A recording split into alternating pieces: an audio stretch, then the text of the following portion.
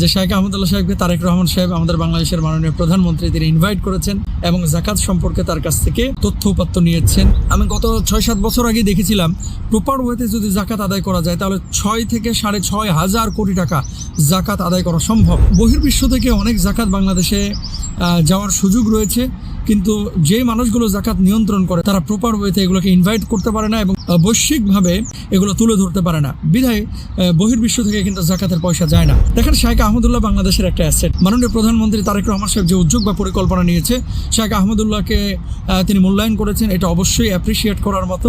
জাকাতের উদ্দেশ্য কি?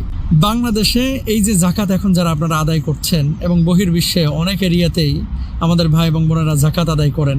কালকে রাত্রেও শেখ আহমদুল্লাহ সাহেবকে নিয়ে লন্ডনে একটা বড় চ্যারিটির ভাই বোনদের সাথে কথা বলছিলাম ফোনে, যে দেখেন জাকাত যদি আসলে যে উদ্দেশ্য আল্লাহ সুবহানাহু ওয়া তাআলা আমাদের উপর ফরজ করেছেন এই উদ্দেশ্য বাস্তবায়ন আপনারা করতে চান, তাহলে বাংলাদেশের একজন ব্যক্তি আছে যার নাম হচ্ছে শেখ আহমদুল্লাহ, ওনার কাজগুলোকে আপনারা ফলো করেন। তো তারা জিজ্ঞেস করেছিলেন যে আসলে তিনি কি কাজ করেন, তা আমি বললাম এই কাজ করেন। তো আজকে সকালে ঘুম থেকে উঠে দেখলাম, এখন তো লন্ডনে আসলে দুপুর, যে শেখ আহমদুল্লাহ সাহেবকে তারেক রহমান সাহেব আমাদের বাংলাদেশের মাননীয় প্রধানমন্ত্রী তিনি ইনভাইট করেছেন এবং জাকাত সম্পর্কে তার কাছ থেকে কিছু তথ্য উপাত্ত নিয়েছেন এবং সে অনুপাতে উদ্যোগ বা পরিকল্পনা গ্রহণ করার উদ্যোগও নিয়েছেন। দেখেন, শেখ আহমদুল্লাহ বাংলাদেশের একটা অ্যাসেট। আজকে কয়েকটি কথা আপনাদের সাথে শেয়ার করতে চাই। শুধু ইংল্যান্ড থেকে 2.2 বিলিয়ন পাউন্ড, কেউ কেউ বলছেন শুধু বাংলাদেশি কমিউনিটির ভাই এবং বোনেরা 2,000 কোটি টাকার উপরে জাকাত প্রতি বছর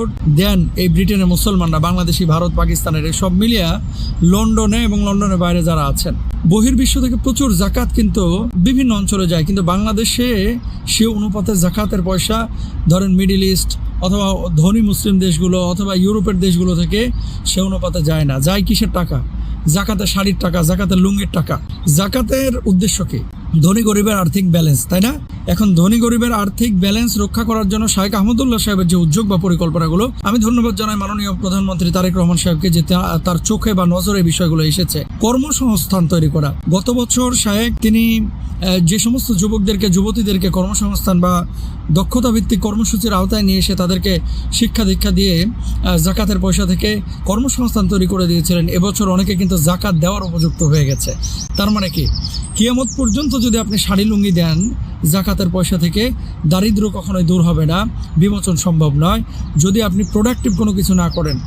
তো বহির্বিশ্ব থেকে অনেক জাকাত বাংলাদেশে যাওয়ার সুযোগ রয়েছে, কিন্তু যে মানুষগুলো জাকাত নিয়ন্ত্রণ করে বা ইসলামিক ফাউন্ডেশন বা জাকাত বোর্ড যে বাংলাদেশে রয়েছে সরকারের নিয়ন্ত্রণাধীন, তারা প্রপার ওয়েতে এগুলোকে ইনভাইট করতে পারে না এবং প্রজেক্টগুলো যথাযথভাবে বৈশ্বিকভাবে ধরেন ইংরেজি ভাষা, আরবি ভাষায় এগুলো তুলে ধরতে পারে না, বিধায় বহির্বিশ্ব থেকে কিন্তু জাকাতের পয়সা যায় না। বাংলাদেশে আমি গত 6-7 বছর আগে দেখেছিলাম প্রপার ওয়েতে যদি জাকাত আদায় করা যায় তাহলে 6 থেকে 6,500 কোটি টাকা জাকাত আদায় করা সম্ভব। তো এটা তো হিউজ অ্যামাউন্ট, এবং বহির্বিশ্ব থেকে যদি আমরা অর্থ বা জাকাতের পয়সা যদি পেতাম তাহলে বাংলাদেশে দারিদ্র্য দূর করা কিন্তু ইজি হয়ে যেত।